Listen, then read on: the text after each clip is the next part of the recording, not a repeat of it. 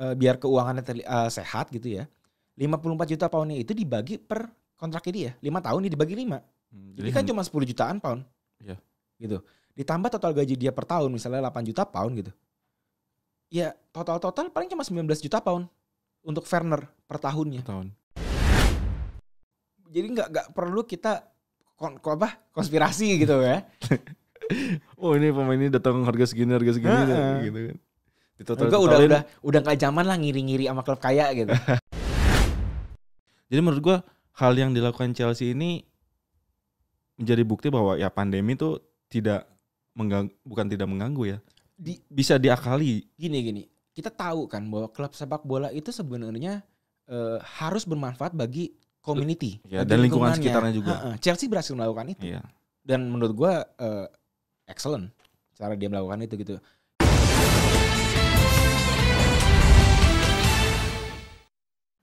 Kembali lagi di Super Soccer Podcast. Bertemu lagi bareng gue Rifki Herlanda dan juga Evan Simon. Ya. Sekarang kita udah masuk episode 27, Van. 28. Oh, 28. Gue 27 minggu lalu tuh sendiri, Ki. Lo tolong hargai gue lah. Oke. Oh ya, minggu lalu tuh ada itu ya, Coach Denny ya. Denny, benar. Itu bahasannya sangat menarik tentang apa pembinaan ya?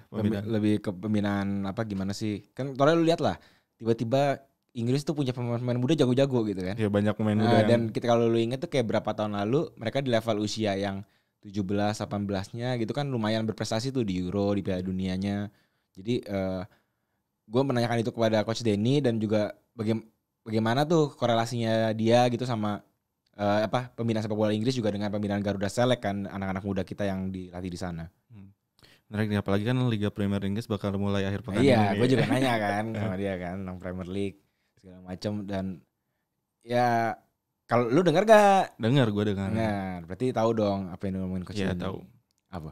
Ya sebagian besar kayak gitu. Ya begini. Ya akhir pekan ini Liga Premier Inggris akan mulai. Itu tanggal 12 September ya, hari Betul. Sabtu. Mulai kick off pertandingan tuh 18.30. Disiarkan langsung di Mola TV. Semua pertandingan ya. Semua pertandingan. Tapi yang gue paling tunggu udah pasti Liverpool Leeds sih. Untuk pekan pertama. Betul. Itu juara Liga Inggris sama Liga Champions. Sebenarnya sih mungkin gak terlalu gak terlalu. Ya kalau rivalitas gak terlalu ini sih menurut gue. Ya maksud gue ya juara Liga Inggris sama juara divisi 2 gitu. Gapnya tuh ada 19 klub kan. Lu gak bisa langsung head to head ini juara ini kayak juara misalnya juara Liga Inggris sama juara Serie A gitu atau sama juara La Liga sama juara Bundesliga kan nggak bisa. Tapi kan yang menarik adalah si Leeds ini klub yang tradisional gitu, punya sejarah, udah lama nggak ke Premier League terus akhirnya naik dan langsung ketemunya Liverpool. Lu kalau lu 80-an udah lahir ya mungkin nontonnya persaingan mereka berdua kali. Iya, betul. Sayangnya kita belum lahir. Ya apalagi kan Leeds tuh di Championship musim lalu ya. Benar-benar mendominasi lah.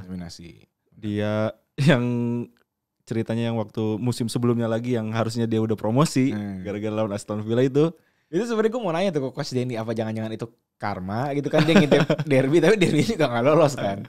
Itu menarik banget tuh Mas. Iya, perjalanan Leeds kan musim lalu di divisi Championship benar-benar wah lah menurut gue, apalagi dengan nama besar Bielsanya. Selain gitu. Di lapangannya sih gue menantikan kira-kira ada nggak nih keanehannya Bielsa gitu, kegilaan-gilaannya Bielsa di luar lapangan yang bakal muncul di Premier League. Kan pasti jadi santapan menarik ya media sana gitu kan. Kayak Baskomnya ya. Baskom tempat duduknya mungkin bakal kita lihat. Oh iya, benar.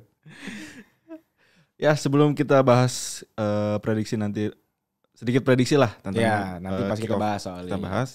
Kita bahas dulu update terbaru lah akhir-akhir ini tentang ya apalagi sih selain transfer. Karena itu kan persiapan tim gitu ya menuju musim yang baru. Betul sekali. Ini daripada kita bahas kontroversi yang baru itu 2 anak muda itu kan.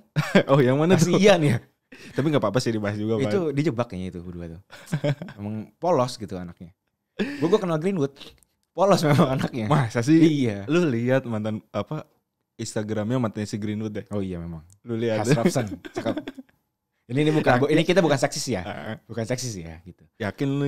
Menurut gue cakep, gua tahu menurut lu. Menurut gue cakep. Udah. Menurut cakep, tapi yakin Greenwood polos. Polos, si muda. Cuman jago nyetak gol. Oke, itu ya udahlah jangan dibahas lah ya itu ya. Ya nanti aja itu. Bahasan, mungkin ada bahasan khususnya, episode khusus. Sekarang kita fokus dulu di Premier League nih. Oke, siap. Nih yang akhirnya ditunggu-tunggu sebenarnya. Sama siapa? Sama supporter MU. Oh, sama Greenwood. Enggak dong. Greenwood kan butuh teman, butuh pemain baru. Bener. Tuh. Ini yang ditunggu-tunggu menurut gua oleh supporter MU. Ya pasti Evan juga nungguin. Soalnya dia udah cuat-cuit nih di Twitternya. Klub-klub lain ngelakuin transfer, datangin pemain, dia nge-quote nih MU kapan nih? Itu apa ya? Kekhawatiran aja, bentuk kepedulian lah. Betul sekali. Ya akhirnya MU mendatangkan satu pemain baru yaitu Donny van Beek. Ya, Donny van de Beek dari Ajax Amsterdam. Itu total transfernya relatif murah sih. Murah, 45 juta euro ya kalau salah. Untuk pemain yang udah main di Liga Champions dan waktu itu semifinal gitu kan, di yang line up-nya si Dream Team, bukan Dream Team sih tapi ya salah satu generasi emasnya paling baru gitu kan. Terus mempertimbangkan bahwa MU selalu overprice kalau beli pemain. Menurut gua harga ini harga yang realistis, bukan realistis, yang masuk akal lah menurut gua. Harga kalau nggak salah tuh hampir 693 miliar didatangkan si Van de Beek ini. Gue sih ya ini sedikit pesan-pesan lah buat supporter MU, jangan terlalu berharap dulu. Itu mendingan nanti aja dulu. Kita update dulu, sabar. Itu ada pembahasannya lagi nanti. Oke, siap.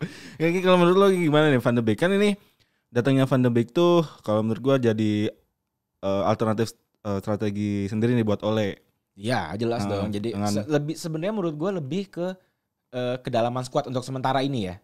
Kedalaman skuad, tapi berikutnya adalah dengan datangnya Van de Beek sebenarnya kan bisa gonta-ganti formasi. Tergantung pinternya Ole gitu, tergantung pinternya dia juga ngelatih pemain-pemainnya mampu nggak menjalankan skema yang dia mau gitu. Ketika misalnya nggak ada Matic, kita tahu bahwa MU gitu tanpa DM berantakan. Makanya kemarin Matic sampai diperpanjang lagi kontraknya kan.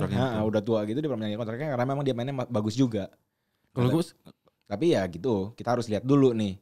Bisa nggak nih dia memang menerapkan pola permainan dan formasi sesuai dengan kebutuhan gitu, tergantung dengan lawannya juga kan, dan kesiapan pemainnya sendiri. Iya, dengan hadirnya si Donny van Beek nih, menurut gua si Ole tuh jadi punya alternatif ya formasi dasar lah yang biasa kan 4-1 berarti 4-2-3-1 ya. Anggaplah 4-2-3-1. 4-2-1 kan bisa jadi di tengah jadi 4 gitu, Matic, si Pogba, Bruno sama Van de Beek. Bahkan kalau mau nekat dan kalau memang pemainnya ada gitu ya gitu, tiba-tiba misalnya Tuan ZB jago gitu, back tengah lu jadi 3 pun bisa. Iya betul. 3 terus pakai 2 fullback agak maju, 2 wingback gitu ya bisa jadi bagus. Mungkin tinggal di depannya di salah satu Martial, Rashford sama Greenwood mungkin ada dikorbankan lah. Betul. Menurut gue sih Greenwood mungkin akan dikorbankan sedikit ya kalau misalnya memaksa tuh Van Beek gitu. Tapi udahlah, kita cukup lah bahas MU. Ini di mana-mana tuh kita kalau mulai selalu bahas MU duluan gitu. Kasihan yang denger. Yang fans non MU tuh panas kupingnya, gue yakin. Ya nggak apa-apa, Van. Cobalah kita sedikit ke Netra. Musuhnya MU dikit. Apa tuh? Newcastle. Oh, itu musuhnya MU. Newcastle punya rivalitas. Stone Army sama Red Army punya. Betul. Itu. Dia tuh baru ngedatengin si duet degradasi. Ya duet degradasi ini sebenarnya duet terbaik untuk FPL sih. Karena yang buat main gue belum ngatur game FPL tuh ini dua duet yang ini yang fenomenal lah. Callum Wilson sama Ryan Fraser. Karena Fraser salah satu asis tertinggi. Betul sekali di Premier League. Callum Wilson juga top skornya si Bournemouth beberapa musim terakhir.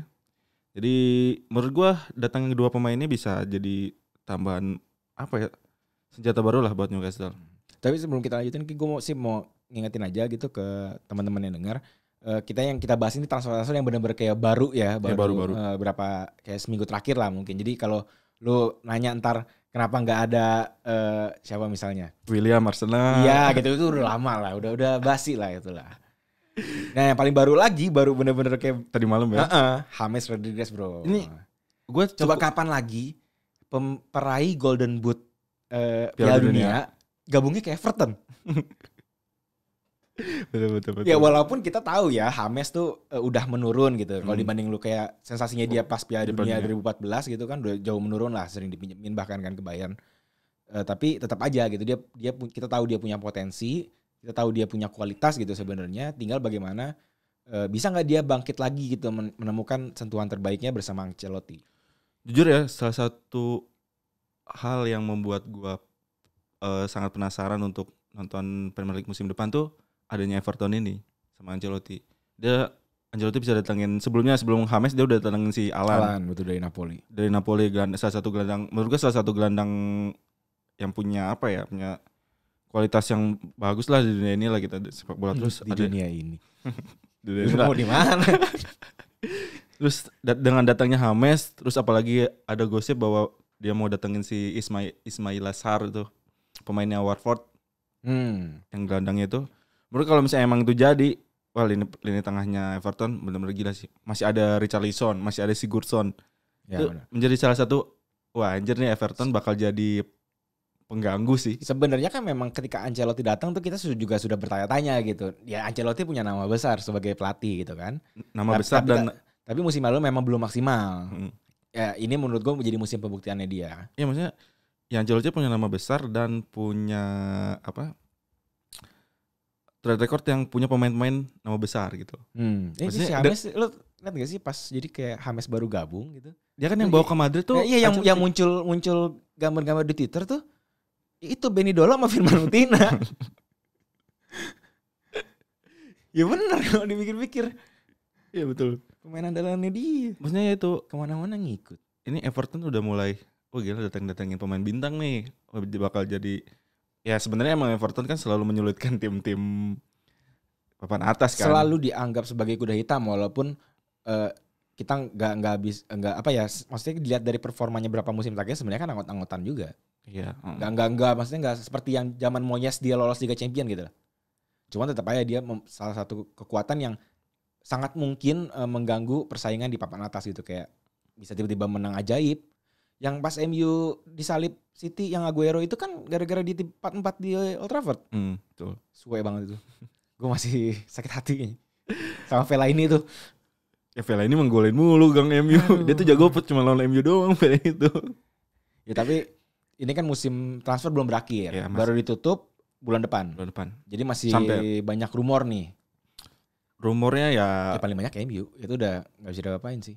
Semua itu digoreng sama buat MU tuh. Karena ketika sebuah ini benar-benar banyak kabar gitu ya. Katanya tuh kalau satu pemain udah dihubungin ke MU, harganya emang bisa naik gitu. MU sering dipakai namanya. Karena klub-klub si agen-agen ini tahu si klub-klub ini kayak kalau misalnya MU udah tertarik nih, ntar bisa nilai kontraknya memang nambah karena dia tahu MU mau berani bayar gede. Karena dalam satu sisi ya balik modalnya bakal cepat juga. Iya sih. Ya pasti sih yang gencar banget dan ternyata belum kejadian, Sancho. Ya, meskipun itu kita kayaknya udah bahas di beberapa episode gitu. Setiap episode kayaknya. Iya. Sancho MU ini jangan-jangan sama kayak ini nih, siapa yang Benfica? Oh, Felix. Bukan. Mana? Ya zaman dulu banget. Ada satu pemain Benfica yang diisuin mulu ke MU setiap musim tapi kagak jadi. Aduh siapa sih? Trivia ya buat minggu depan. Oh ini yang Gaitan. Iya Gaitan. Ya, setiap musim kan dirumorin ke MU kagak jadi. Yeah. Anjing.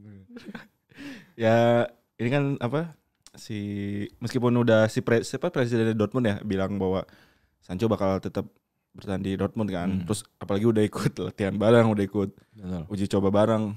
Dan di rumornya kalau nggak dapat tahun ini ya tahun depan gitu. Iya, tapi kabarnya kan maksud gue si Dortmundnya sendiri sebenarnya mau aja ngelepas. Cuman yang penting MU-nya mau nih. Berarti 120-an nih? 120 juta euro. Dan bukan Sancho doang, yang terakhir terbaru lagi adalah Sergio Reguilon.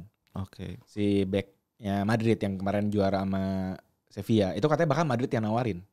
25 juta euro apa 30 juta euro gitu. Worth it sih menurut gue kalau misalnya emang. Kalau ngelihat dia main sama Sevilla ya oke, tapi apakah cocok dengan pola permainan MU gitu? Maksudnya terus belum adaptasinya, mungkin itu yang jadi pertimbangan kali. Gak bisa sembarangan lu keluar duit terus gak yakin bahwa ini orang bisa adaptasi gitu, lu terlalu besar risikonya. Betul. Terus ada juga si Griezmann ya. Itu aneh banget menurut gue. Ya. Ini kayaknya cuma buat ngancam Koeman nih. Lu mau mainin gue gak kalau gue pindah ke MU nih? Gitu kan? Kok Koeman? Ronald Koeman. Koeman sih bilangnya. Ronald Koeman. Bacanya apa? Koeman. Gue gak tau lah orang Belanda. Gue enggak, ini kan kalau menurut gue sih munculnya gosip ini karena masih berhubungan dengan Messi juga sih. Kayaknya Griezmann sudah merasa tersingkir di Barca deh. Apalagi Coutinho balik lagi kan. Tapi feeling gue justru kalau ada Coutinho, Griezmann dan Suarez cabut, Griezmann-nya bakal jadi false nine sama kayak di Atleti dulu. Boleh. Messi-nya di kanan, si Coutinho-nya di kiri, Griezmann-nya tengah. Kalau Suarez cabut. Terus ada juga siapa nih, Alex Telles ya? Ya, backnya Porto. Itu juga benar-benar baru banget tuh. Jadi ya kita tunggu aja perkembangannya. Ya tentu bukan MU doang sih yang diliputi rumor, juga ada juga Arsenal. Oke. Walaupun memang tidak sebanyak MU, tapi kita tahu Arsenal masih nyari pemain lagi dan salah satu yang dicari banget adalah gelandang Hassam Aouar. Pemain Lyon ya. Itu katanya ya lagi nego-nego terus tapi ditawar juga Guendouzi, jadi tukar tambah. Tukar tambah. Tapi katanya Lyon masih nolak, kita tunggu aja. Kemarin kan si Arsenal baru datengin pemain belakang juga ya. Saliba sama siapa lagi gue lupa. Ya ada satu lagi. Oke, back lah, duet back yang diproyeksi bakal jadi duet backnya masa depannya Arsenal. Ya diharapkan bisa memperbaiki ini pertahanan Arsenal sih. Kalau ngeliat kayak Arteta gitu ya mungkin percaya aja gitu, jauh lebih realistis bahwa ini memang proyeksinya ke depan dan keduanya bisa aja benar-benar jadi duet yang sangat bagus gitu. Betul. Terus gue sih kemarin sempat baca sedikit bahwa si Aubameyang udah mau tanda tangan kontrak nih, tanda kontrak baru bersama Arsenal gitu. Mungkin ya bagus lah sih, udah juara FA kan, Community Shield juga mainnya bagus. Gue wajar. Terus ini yang pasif sih menurut gue nih, juara bertahan ya. Iya, benar, aneh ya. Kenapa? Setahu gue tuh ya, Liverpool setelah dia juara Liga Champions, juara juara Premier League, pemasukan dia itu udah mendekati MU gitu, kayak nyusul gitu. Pemasukan secara komersial ya. Tapi terus kok miskin? Betul. Kemana duitnya? Bingung gue. Jangan buat bayar wasit kali itu. Dapat VAR MU terus ya. Ya kan si Thiago rame-rame banget kan kemarin, mau ke Liverpool, apalagi banyak yang bilang bahwa Thiago tuh bakal cocok dan strateginya si Klopp. Nah bahkan Thiago aja disambung-sambungin sama MU akhirnya. Akhirnya kan udah jelas banget dah. Siapa sih mantan pemain Liverpool bilang, gue nih kesel ngeliat Liverpool sekarang nih, gue greget nih Thiago kok lama banget gitu mau didatengin. Karena kan katanya dia nunggu Wijnaldum dulu. Wijnaldum katanya dideketin sama Barca. Kalau misalnya Wijnaldum cabut beneran dibeli Barca, dia baru keluar duit untuk Thiago. Jadi gue nggak tahu sih pertimbangannya, karena kita nggak tahu ya kondisi keuangan klub masing-masing itu sebenarnya gimana, gitu loh. Apakah memang sehat atau dia nih sebenarnya cuman ya realistis aja, maksudnya kalau gue keluar duit sekarang dan gagal, kemungkinan ke depannya masih sangat bisa fatal karena kita tahu pandemi belum kelar gitu. Bisa aja tiba-tiba Premier League berhenti tengah jalan lagi kan, yang ujung-ujungnya kurang lagi tuh pemasukan dari broadcast, kayak gitu-gitunya. Menurut gue memang pertimbangannya sangat sulit. Kalau tim lu nggak memiliki tabungan yang super duper banyak, ya risikonya terlalu besar. Betul sekali. Dan satu-satunya yang klub yang mendapat pengecualian, ya kita tahu sendiri, Chelsea. Pengecualian apa nih? Pengecualian dia kagak miskin gitu. Lu gak lihat transfernya? Gila sih ini Chelsea, kayak anjir. Sekalinya dikasih jatah buat transfer. Iya, belakangan kan dia kayaknya anteng gitu ya, kayak kecuan keluar sekali gede udah gitu dalam satu bursa transfer. Ini tiba-tiba mecahin rekornya dia sendiri, 200 juta total. Gue datengin Ziyech, Werner, Silva, Chilwell, Sarr, terakhir Havertz. Sakti aja. Gak kebayang lu. Iya, betul sekali. Chelsea dan gila sih. Lancar aja gitu muncul nih rumor. Iya, langsung dapat. Kayak lu biasa MU di Sancho aja gak kelar-kelar gitu loh. Liverpool tuh Thiago gak kelar-kelar. Ini Chelsea gampang bener ngeluarin duit. Kayaknya mungkin dia gak kena pandemi kali ini Chelsea. Orang Rusia beraya aman. Kayaknya si Abramovich udah cukup sabar kayaknya. Berapa musim berarti ya mereka gak juara? Terakhir tuh Conte kan? Conte 4 tahun. 4 tahun ya berarti ya? 4 tahun kali. 4-3 tahun lah ya. Ya kan Liverpool. Terus City 2 kali. Ya City 2 kali. Leicester iya 4 tahun. Enggak dong. Iya 4 tahun. Iya Chelsea terus kan ya makanya ada Battle of Stamford Bridge. Tottenhamnya kalah jadi seakan-akan si Chelsea ngasih gelar ke Leicester gitu. Ya udah 4 tahun kayaknya udah gak sabar sih si Abramovich. Ya udah, apalagi hasil si Lampard musim kemarin kan dengan pemain-pemain mudanya moncer. Wah sekarang coba nih gue kasih, bukan coba sih menurut gue, nih gue kasih duit, lu bangun tim nih. Benar-benar. Tapi Yang aneh Ki sebenarnya, bukan aneh sih, tapi ini fakta menarik gitu. Pembukuannya dia pas 2018-19 sebenarnya minus 100,18 juta pound. Gue nggak tahu tuh rupiahnya berapa. Yang intinya gede lah. Gitu. Tapi terus kenapa bisa pertanyaannya kan? Desik ya balik lagi ke penjualan dia Hazard sama Morata. Jadi kalaupun dia di pembukuan 2018-19 minus, di pembukuan untuk tahun depannya nih yang udah bahkan musim kayak baru mulai gitu ya, musim baru mulai, tapi gue udah bisa nyatet gue udah dapat pemasukan sebesar 115 juta pound dari penjualan si siapa Hazard sama Hazard Morata. Sehebat itu gitu. Benar-benar apa ya, bukan balik modal sih maksudnya. Iya sebenarnya balik modal. Iya balik dia modal. Jual Hazard satu aja bisa dapat itu kalau misalnya kayak Hazard tuh kalau nggak 130. Ziyech, Werner, Chilwell tuh kayaknya Hazard deh. Iya, dari 3 pemain itu kan. Kayaknya ya. Kalau gue hitung-hitungan yang gak lupa. Gokil sih emang Chelsea ini. Ya salah satu yang ramai dibicarakan juga kan gara-gara si siapa? Direkturnya tuh yang cewek itu loh. Marina Graves gitu lah. Oh iya lah, itulah.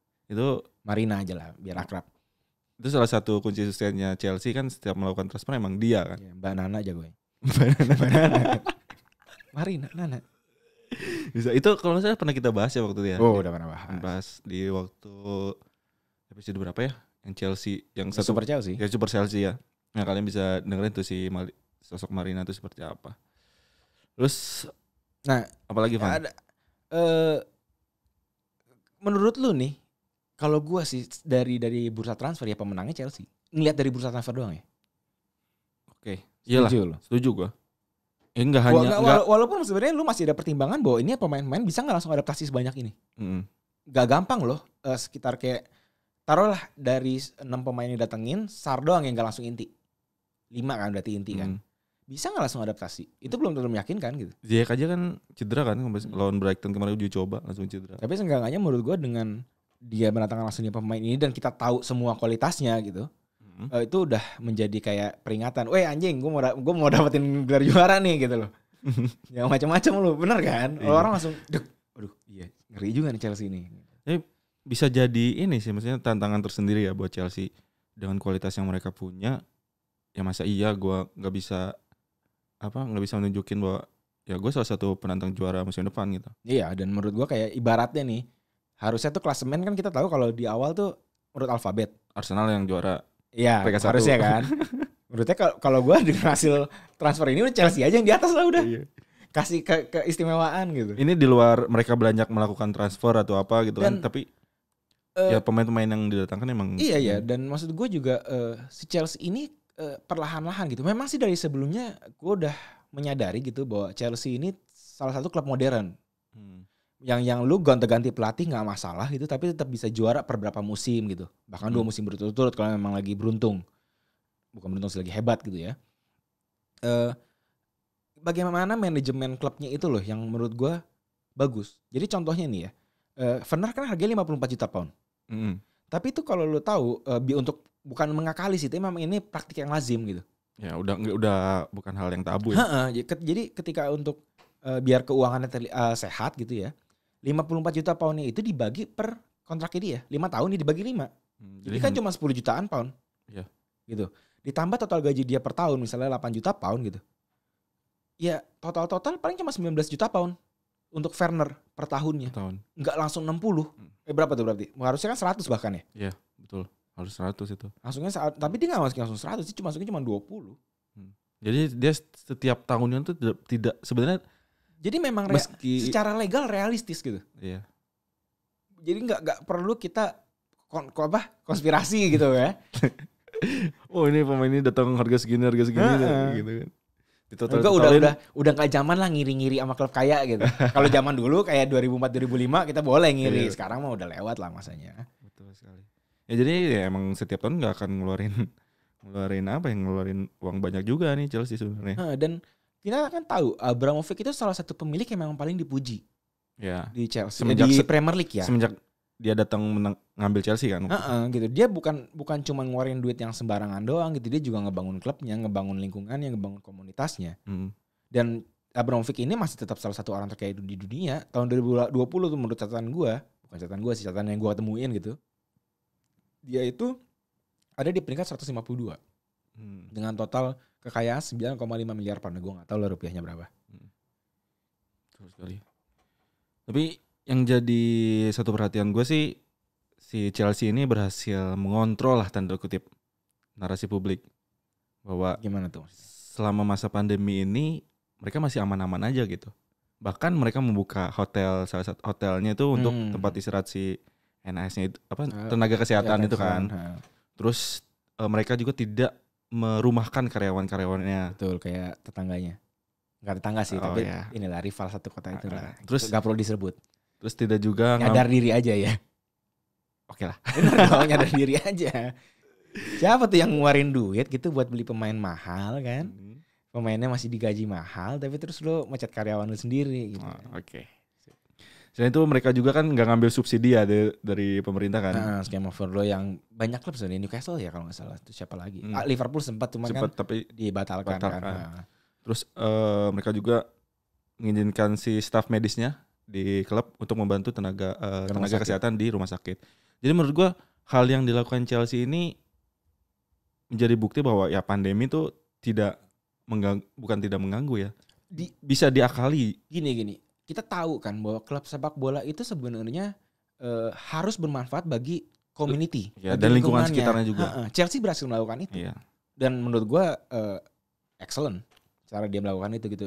Ini kan sebenarnya sama aja kalau lo mau nganggep ya, kalau lo selalu nganggep korporat itu jahat, lo selalu iya kan, berpikirnya selalu begitu gitu. Lo mau punya gaji 10 juta, lo berpikir lo kaum proletar juga sampai mati bakal begitu gitu. Iya, ini kan sama aja sebenarnya kayak CSR. Oke. Tapi berguna untuk masyarakat gitu loh. Jadi lo memang dia akhirnya oleh publik Inggris persepsinya adalah ya nggak ada masalah dia keluar duit gede sebenarnya ya. Ketika gue inget kok awal-awal pandemi itu menyerang gitu kan, keuangan udah mulai kolaps tuh di semua negara. Bukan kolaps sih, maksudnya menurun lah. Itu tuh gaji-gaji pemain pada dikritik semua. Tinggi. Tapi Chelsea ini setelah dia keluar 200 juta pound, gue hampir nggak pernah nemuin berita yang nyerang bahwa lu ngapain sih keluar duit gede, lu nggak lihat kondisi gue apa, lapar, nggak pernah. Dan itu ketolong Abramovich juga. Jadi gue pernah baca, jadi itu ada kayak penggalangan dana gitu ya. Jadi untuk para refugee yang kena kasus KDRT. Jadi katanya itu meningkat selama pandemi itu, selama di lockdown tuh meningkat di Inggris. Kelompok supporter Chelsea melakukan penggalangan dana sebesar 200.000 pound. Abramovich ngeluarin duitnya sendiri dari kantong dia 200.000 pound. Sejumlah sama itu, jadi doublein. Dan hampir 400.000 pound ya untuk membantu si. Jadi lu bayangin aja seberapa sayangnya fans Chelsea itu kepada Abramovich. Bahkan mungkin lu nggak perlu fans Chelsea. Iya, maksudnya orang. Lu fans Arsenal yang mungkin tinggal di situ pun gitu, atau lu fans Fulham, lu pasti respect sama orang kayak gini. Ini udah di luar masalah sepak bola, olahraga. Ya itu jadi ya aksi-aksi yang positif yang dilakukan si Abramovich dan Chelsea itu menjadi apa ya? Membuat mereka tuh terbebas dari tekanan klub ya buat irit gitu. Jadi kayak ya empati masyarakat yang tadi lo bilang itu bakal respect juga gitu ke Chelsea. Inilah maksud gue. Ini menurut gue mungkin gue agak sedikit lebay dan agak sedikit generalisir ya. Tapi menurut gue apa yang dilakukan Chelsea adalah peak-nya fungsi klub olahraga modern. Oh ya, oke. Gue setuju. Walaupun ya lu bisa aja balik lagi lu nyerang lagi gitu dia. Pengeluarannya terlalu besar gitu sebenarnya, duitnya misalnya lu bisa untuk sumbangan lah untuk apa gitu kan. Tapi sekarang logikanya gini aja. Kalau gue jadi Abramovich, gue udah melakukan hal-hal yang CSR-nya itu gitu. Untuk mendukung masyarakat, mendukung si tenaga kerjanya. Tapi di satu sisi gue juga butuh pemasukan untuk klub gue dong, biar gue nggak pecat pemain gue. Gitu. Walaupun gue bilioner ya, yang balik lagi tuh semua tuh selalu pasti ada aja yang bisa diserang. Tapi gue secara pribadi menganggap apa yang dilakukan Chelsea sudah baik gitu. Tapi tetap aja Ki, dia menang di sini nggak berarti dia akan sebenarnya menang di Premier League. Betul. Kita nggak bisa langsung ini dia, walaupun masa coba lu mau dia ini artinya dia beli trofi, setuju nggak? Boleh gue. Ya persepsinya kan? Setuju gue. Oh iya, Abramovich baik nih, kasih aja dah trofinya ke dia. Ya nggak gitu juga anjir. Tapi kalau misalnya emang melihat skuad Chelsea yang sekarang ini, ya gue cukup percaya diri sebenarnya, Van, menaruh nama Chelsea itu di urutan pertama untuk calon juara. Gue cukup yakin gue.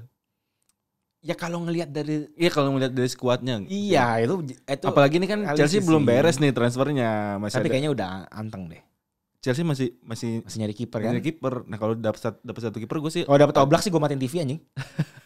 gue cancel subscribe Mola aja. Enggak mau nonton gue. Makasih lah.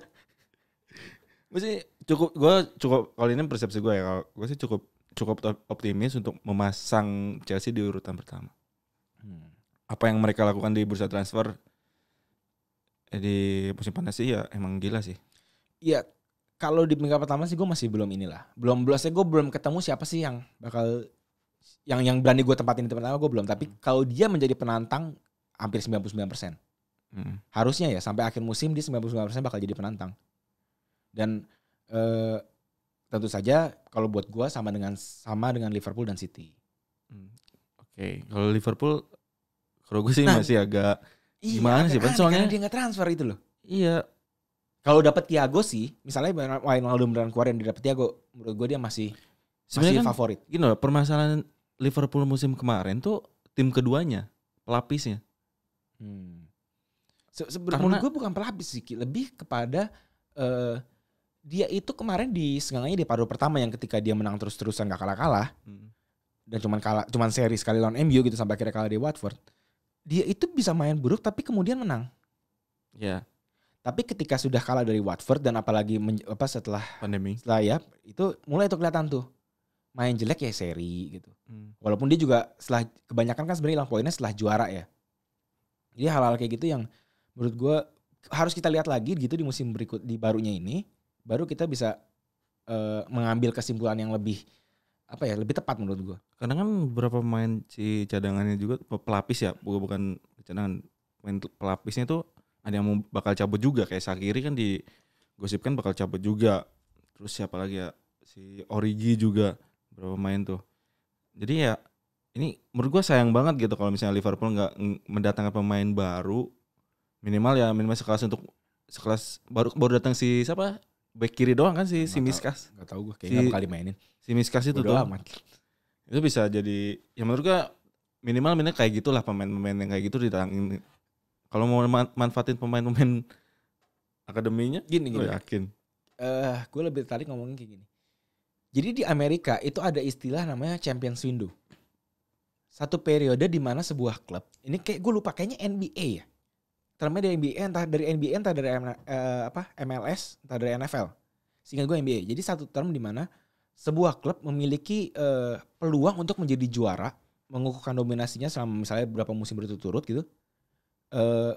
Karena juga di saat bersamaan tim-tim lain mulai turun. Jadi kan biasalah sepak bola di olahraga kan pasti ada siklus ya. Dengan kondisi sekarang kita ngelihat Chelsea-nya makin naik, transfernya gitu ya, terus City-nya juga pasti berbenah kan. Dia udah datengin, walaupun datenginnya baru pemainnya sebenarnya untuk kelas itu relatif nama kecil ya. Iya. Gitu. Terus di saat bersamaan juga tim-tim lain mulai berbenah, MU, Arsenal, Champions window-nya si Liverpool ini menurut gue udah mulai ketutup nih. Sedikit-sedikit tuh mulai nutup gitu. Selama dia belum bisa membuktikan di sisi transfernya. Karena bukan secara logika. Kalau kita ngelihat sejarah sepak bola gitu, hampir jarang sekali klub yang memang tidak melakukan sesuatu sama sekali gitu berhasil mempertahankan gelar juara. Minimal pasti ada 1 atau 2 pemain bintang baru deh yang datengin. Yeah. Itu makanya Liverpool bisa nggak nih seperti itu menurut lo? Gue agak ini ya, bukannya meremehkan gitu, tapi bagaimanapun ya, seandainya pun mereka tetap bisa juara, nggak bakal GP segede musim lalu. Ya, betul. Ya, jadi benar-benar agak lebih ketat ya. Betul. Dan ini nih, ada satu hal yang menarik banget yang gue perhatikan ya. Bukan pertama kali, dalam beberapa musim terakhir, baru kali ini gue ngelihat hampir semua tim besar memiliki optimisme yang sama. Mungkin bukan juara, tapi optimisme minimal untuk 4 besar untuk bersaing itu sama. Liverpool dia juara bertahan lah. Ya juara bertahan dan sedik daya itu kan musim lalu. Terus ada City yang memang selalu pasti jadi favorit setiap musimnya. Chelsea dengan transfernya. MU dengan paruh kedua yang luar biasa. Yang gila setelah ada Bruno Fernandes gitu. Arsenal yang kelihatan tuh mulai ada positifnya gitu dengan di bawah Arteta. Udah 2 gelar juga kan. Nah, mungkin cuma Tottenham di antara Big Six yang paling nggak begitu beritanya tuh nggak begitu sepi lah. Iya betul sepi banget gitu. Tapi jarang kan 5 klub ini memiliki optimisme yang sama. Jangankan dari pihak klub, mungkin pecinta sepak bola Inggris, super-super kayak biasanya kan pasti ada di antara 5 ini gitu. Pasti ada 1 atau 2 yang anjing ini 4 besar juga udah ketebak ajaib lah gitu loh. Sekarang ini mereka semua bisa bersaing dan menurut gue bisa saling kepleset. Gue nggak bakal kaget kalau misalnya Liverpool dan City pun kepleset gitu. City kita lihat musim lalu udah berapa kali kepleset gitu. Jadi nggak sangat mungkin gitu mereka kembali kepleset di laga-laga krusial. Ya bisa aja tiba-tiba dari Arsenal gitu. Yang selama ini dia selalu menang kan. Arsenal berapa kali. Arsenal menang. Iya. Oke, menarik nih. Kita tunggu aja nih Liga Inggris kayak gimana. Dan jangan lupa juga Ki, di persaingan ini nggak bisa terlalu kita ngelihat secara musim normal ya. Iya. Karena kan masih ada COVID-19 masih yang belum beres-beres nih. Gitu. Jadi bukan bisa aja tiba-tiba satu pemain positif gitu. Gak bisa main. Pemain bintang, ya itu yang menurut gua sangat mungkin sih mempengaruhi ntar hasil akhirnya gimana. Karena kan baru ada berita baru lagi ya, si pemain City Mahrez sama Laporte kan dikabarkan positif. Ya walaupun mereka liburan sih. Iya, liburan. Dan kan kalau misalnya musim udah jalan kan lebih lebih ketat. Protokol mereka tuh lebih ketat. Mungkin ada pesaing baru nggak? Pesaing baru mungkin. Ya di luar Big Six lah. Ya kalau lihat dari musim lalu kan mungkin yang muncul tuh kayak Wolves, terus ada Sheffield, Leicester. Leeds menurut gua siapa tahu dia tiba-tiba juara lo biasa lu. Kayaknya masih kalau misalnya lihat si transfernya Leeds musim ini ya, kan baru ngedatengin si Rodrigo kan penyerang Spanyol, terus ada beberapa pemain divisi Championship juga yang pindah gitu kan. Kayaknya Leeds masih agak susah sih untuk bersaing untuk juara ya. Juara sih agak muluk gitu loh. Iya, tapi kalau misalnya kita prediksinya bisa masuk zona Eropa atau papan tengah sih. Betul. Ya bertahan pasti bertahan sih menurut gua. Harusnya bertahan. Bahkan dia kalau misalnya juara mimpi juara gitu menurut gua bukan muluk, gak tahu diri. Udah kelewatan itu. Sheffield aja tuh udah paling ajaib kan kita lihat musim lalu gitu. Tiba-tiba langsung di 4 besar gitu. Iya, bahkan wah ini Sheffield enggak kita perhitungan banget kan musim lalu. Nah, iya kaget lah. Tiba-tiba dia bisa ke zona Eropa anjir, tim baru promosi, kapan lagi? Terus dan makanya paling kan yang realistis adalah si Leeds mengulangi pencapaiannya performanya si Sheffield itu. Ya kita nggak tahu kalau ternyata dia bisa lebih ajaib lagi ya. Ya tapi ya menurut gue sih bertahan tetap bakal bertahan sih. Untuk terdegradasi kayak beberapa kesebelasan kayak Norwich musim lalu gitu kan. Ya mungkin untuk Leeds menurut gue bakal tetap bertahan sih. Jujurnya ketika Leeds masih di Premier League, gue belum nonton bola. Jadi ini bakal pertama kalinya gue nonton Leeds di Premier League. Oke, mantap. Terus ada juga ya kita bahas sedikit lah kita. Bukan ya selain Leeds kan tadi lu sebut nama klub lain gitu ya. Ada juga Wolves, Sheffield. Yang tentu kita tahu ini 2 nih sebenarnya udah gatel banget tuh nggak lu? Anjing udah tinggal selangkah lagi. Gue main di Eropa. Gak bisa, aduh. Terus ada juga Leicester, mungkin Leicester. Nah, Leicester ini menarik, Ki. Kalau misal kita tahu dia di musim lalu gue bilang lagi dia punya 2 episode. Ya. Paruh pertama, paruh kedua gitu. Kalau misalnya di awal-awal ini dia masih kayak di paruh kedua, Rodgers nggak lama dipecat. Betul sekali. Apalagi kan si Maddison sebenarnya udah tanda tangan kontrak, tapi mungkin di awal-awal pekan mereka bakal kehilangan Maddison dulu nih karena masih cedera juga kan si Maddison. Terus kehilangan Chilwell gitu. Oh iya, Chilwell. Bakal gimana gitu Leicester kita lihat. Kalau misalnya lo bilang tadi apa yang dilakukan Leicester nanti musim depan sama seperti yang mereka lakukan di paruh kedua musim lalu. Dipecat nggak lama dipecat Rodgers. Ya betul sekali, setuju. Mungkin Everton sih agak sedikit mengganggu nih. Everton bisa jadi kuda hitam yang diperhitungkan gitu untuk memperebutkan posisi itu ya. Ya minimal posisi 4-5-6 lah. Betul. Dapat itu. Ya Tottenham juga sih. Kita kasihan nih Tottenham nih. Gue udah nonton loh itu si dokumenter ya. Tapi baru pertama kan, karena yang paruh keduanya baru muncul yang 3 episode lagi terakhir. Ya kan baru 4 episode kan? 3 ini yang 4 ada yang ekstranya udah. Udah ada keluar yang ekstranya. Lucu sih itu gue nonton. Mourinho sih seru sih memang. Tapi sedikit bahas Spurs nih, Van. Gue sih masih kayak nggak terlalu optimis ya di musim 2021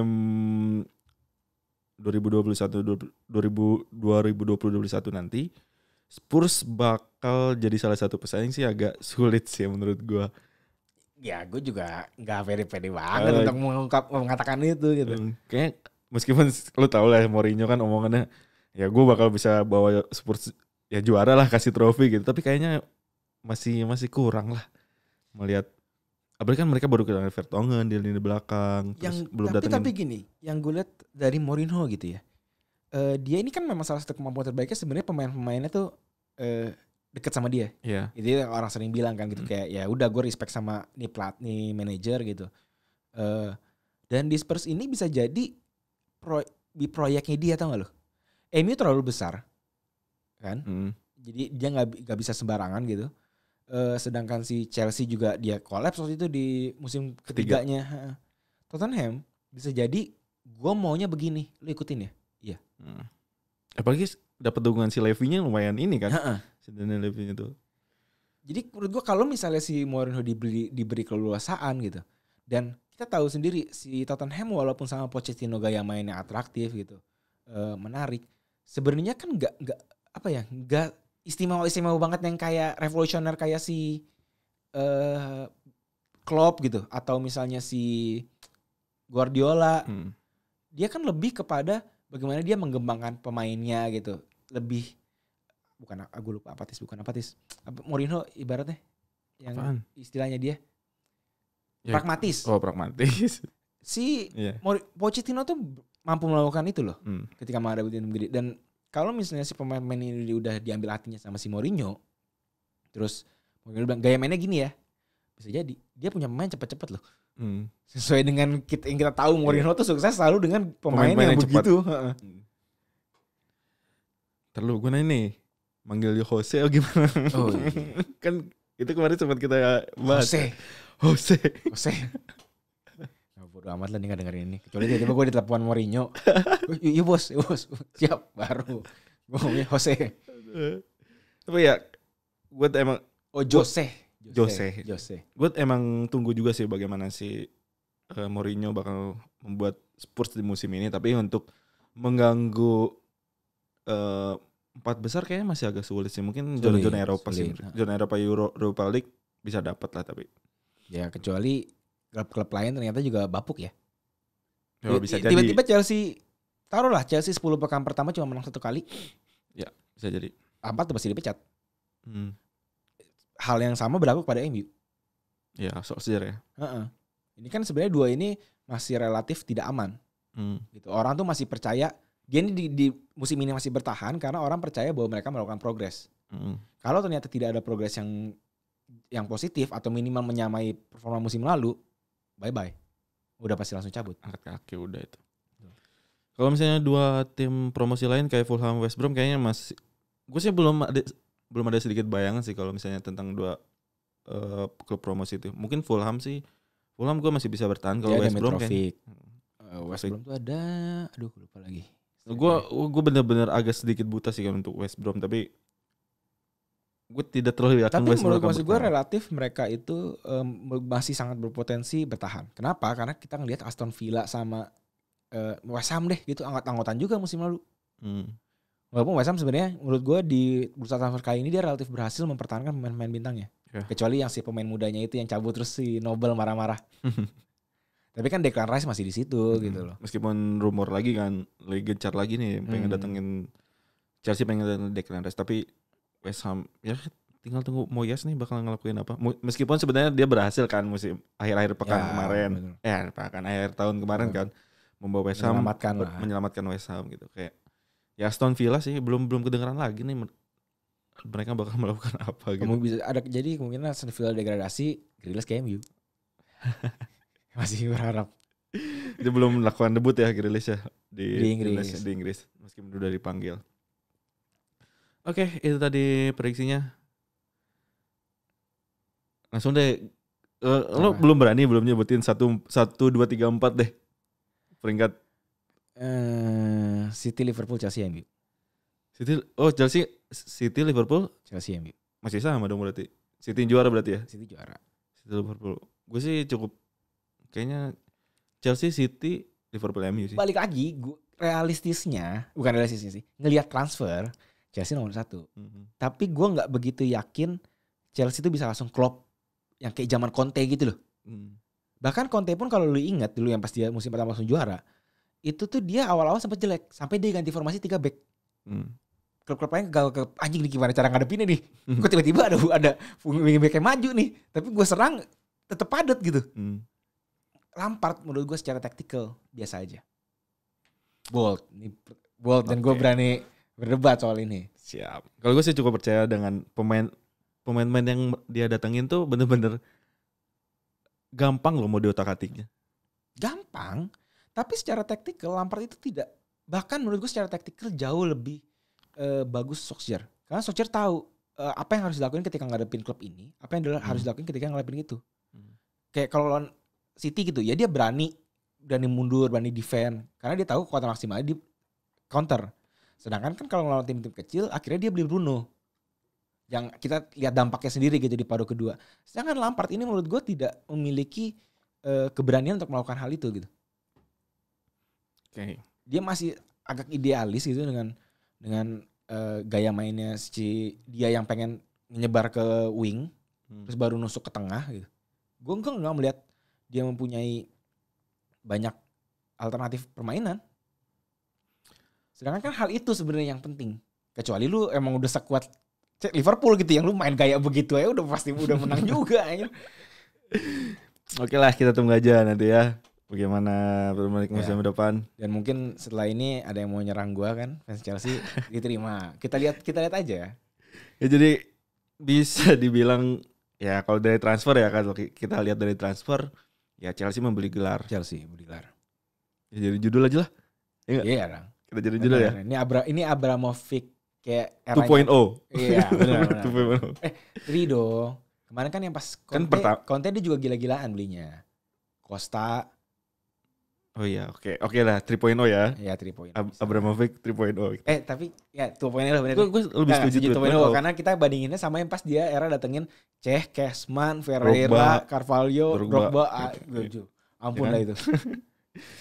Jadi kita tunggu aja bagaimana kiprah Chelsea atau klub-klub lain. Betul. Gue kasih tahu sedikit dulu Pan ya jadwal pertandingan di akhir pekan ini. Di pekan pertama itu hari Sabtu itu ada pertandingan Fulham melawan Arsenal. Itu jadi laga pembuka. Kita bisa melihat bagaimana derby London sih. Derby London lagi. Walaupun gak derby banget. Gue sih gue suka stadionnya si Fulham sih. Oh selalu suka. Selalu keren kan. Ini pertandingan pertama nanti bakal itu jam 6:30 18.30 itu disiarkan langsung di Mola TV. Terus ada juga Crystal Palace lawan Southampton. Terus ada West Ham lawan Newcastle. Terus ditutup hari Sabtu pertandingan Liverpool lawan Leeds. Jadi big match disiarkan langsung di Mola TV. Bisa lihat nih gimana nih Liverpool di pertandingan pertamanya dan Leeds pertandingan. Gue cukup penasaran nih dua pertandingan ini. Terus ada juga di hari Minggu itu ada West Brom melawan Leicester. Terus ada Spurs lawan Everton. Gue menunggu juga nih Spurs Everton. Ya, seru sih. Iya, itu big match. Terus ada juga Brighton lawan Chelsea. Ya Chelsea bisa lah menang. Menurut gue bakal menang walaupun hasil kemarin dicoba terakhir tuh 1-1 kan. Terus ada juga Sheffield lawan Wolves nih 2-11. Ya ini juga menarik sih. Apalagi Wolves kan baru datangin pemain baru lagi nih, pemain Portugal lagi. Portugal lagi. Terus ada 4 ke-11an yang gak main ya. Ada Manchester City, terus ada MU, Aston Villa sama Burnley. Karena kan si MU karena beda kelas sama yang lain lah kita. Kita mainnya di Eropa kemarin. Jadi itu dikasih libur tambahan sama Premier League. Baru mulai nanti pekan selanjutnya, pekan 2. Tapi selagi nunggu, lo harus mantau juga UEFA Nations League coy. Jangan-jangan ada yang cedera nih. Iya enggak? Kemarin itu aja si Zaniolo udah cedera tuh. Iya cedera. Roma. Kan tiba-tiba misalnya siapa? Havertz cedera? Havertz kan gak main. Oh, iya. Werner Fernando udah main 2 kali ya? Udah main, udah beres. Ya siapa kek cedera lah, yang penting jangan main MU lah. Jangan Bruno dah. Kalau Bruno cedera sih gue. Portugal masih main. Portugal. Ini kita recordnya hari Selasa ya. Hari Selasa tanggal berapa nih? 8. Hari Selasa tanggal 8. Nah ini malamnya itu ada Europa League. Europa League. UEFA Nation League. Jadi itu pertandingan terakhir sih UEFA Nation League. Oke, kita tunggu aja pertandingan Premier League musim 2020-2021. Mungkinkah ada juara baru? Atau Liverpool menyamai rekornya MU? Wah, jangan deh. Jangan gitu dong. Tapi ajaib dong kalau mereka juara dong. Misalnya gak melakukan transfer gitu. Ya ajaib sih. Jangan, lu harus akuin berarti Klopp tuh benar-benar harus dibuatin patung tuh di depannya Anfield tuh. Betul. Ya jangan lupa Jangan lupa semua pertandingan Premier League musim depan itu disiarkan di Mola TV. Kalian bisa langsung download aja aplikasinya. Terus tinggal pilih paket langganan. Betul. Kalau satu musim tuh cuma bayar 250.000 deh. Betul. Satu musim cuma bayar 250.000. Lo bisa nonton semua pertandingan Premier League, Bundesliga, terus ada juga Liga Cina, terus Piala Belanda, Liga Belgia, Libertadores, terus agenda-agenda timnas, terus apalagi Garuda Select juga bisa nonton di situ. Betul. Terus acara-acara tentang pelatih legendaris atau pemain-pemain legendaris eksklusif semua ada di situ. Konten-konten eksklusif Premier League semua ada di situ. Langsung aja download aplikasinya dan pilih paket langganannya. Kalau dibagi-bagi cuma 27.000 per bulan. Kayak beli boba. Boba lebih mahal kan? Iya, boba lebih mahal. Oke, cukup Van ya? Cukup. Sampai ketemu lagi di episode selanjutnya. Bye. Bye.